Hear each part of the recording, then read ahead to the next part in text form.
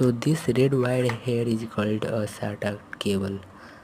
Its full name is serial ATA, which stands for Serial Advanced Technology Attachment. See this little latch or hook on the connectors?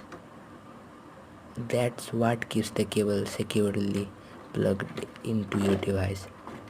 When you want to unplug it, don't just pull. You need to press this latch first, then gently pull the cable out. This way you avoid damaging the cable or the port. It's a simple but important step when working inside your computer.